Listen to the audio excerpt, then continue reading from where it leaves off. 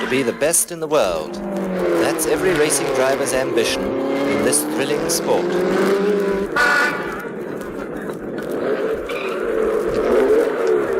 Here is Stirling Moss, coming into the pits now. Stirling, what makes a good racing driver? It's very difficult to say. Theorists think you must have a perfect sense of balance, timing, superb sight, abnormally quick reactions, and a cool, calculating mind. I think it'd take a whole book to describe, and I've been trying to write one, but complete physical fitness is essential. How was that lap time, Keeper? 1:59.8. I hope I can do a bit better than that. You were lapping at 90.2 miles an hour. Yeah, so have 2 or 3 others, and I want to be in the front row tomorrow. And he was away again.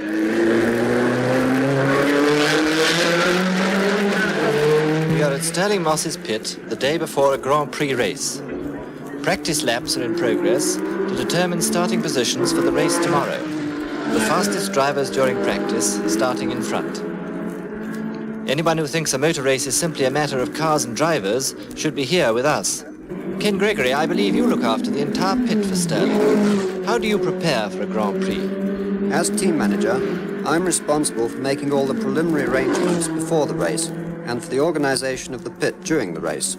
What do you consider the most important functions of the team manager during the race? To see that everything goes smoothly in the pit and to help the driver plan his tactics for the race. How do you do that? With pre-arranged signals by which I can tell the driver what is going on. And what about the car? Who looks after that? That is the job of the chief mechanic, Tony Robinson. What's the most important part of your job, Tony?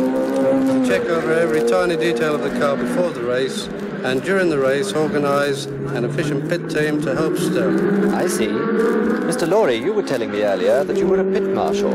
What exactly does that involve? Broadly speaking, my job is to keep the pit clear of everybody except those authorized to be there. During the race, I also note the time and reasons for pit stops. And what about you, Mr. Matthews? I am the scrutineer and responsible for checking that competing cars technically comply with the rules and are safe. And Mr. Browning, you're a flag marshal. What do you do? Well, we're posted all around the circuit to warn drivers of danger ahead and to signal to them if another driver is trying to pass. We have an international code of flag signals, such as a yellow flag, motionless, means take care, danger, whereas the same flag waved means great danger, be prepared to stop. And what do you do about dangerous driving?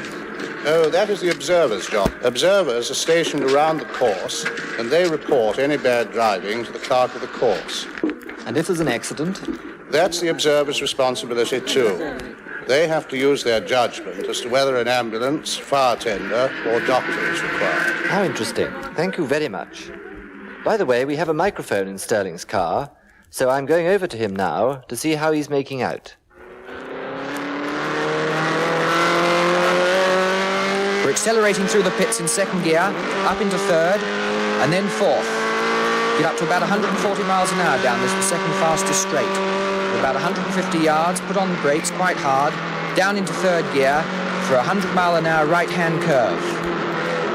Go a bit easy on the throttle at the beginning and then hard down and up to 125 miles an hour again.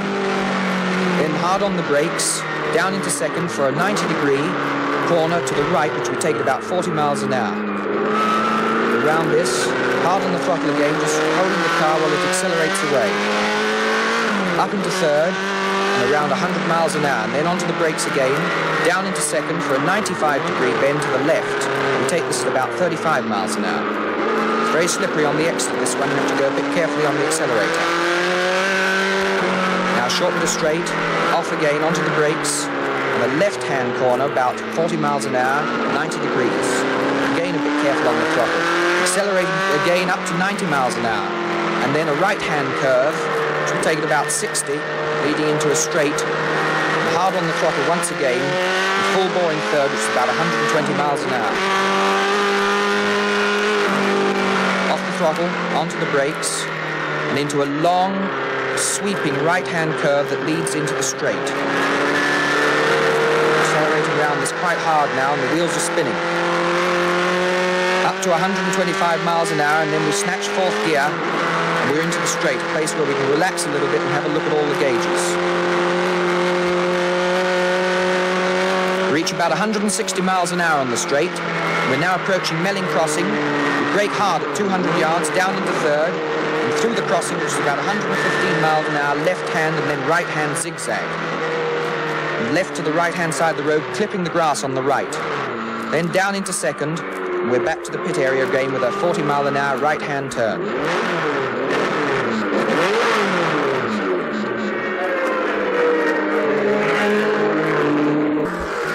Here he is, coming into the pits again.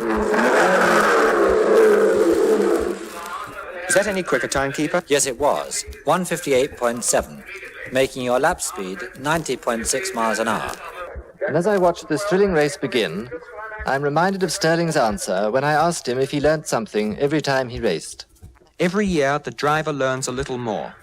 So do the designers of the cars. Speeds go up. There's no record which is not at the mercy of improved mechanical and driving efficiency. That which we regard as phenomenal today will become commonplace. Tomorrow's miracle will be the next day's normal.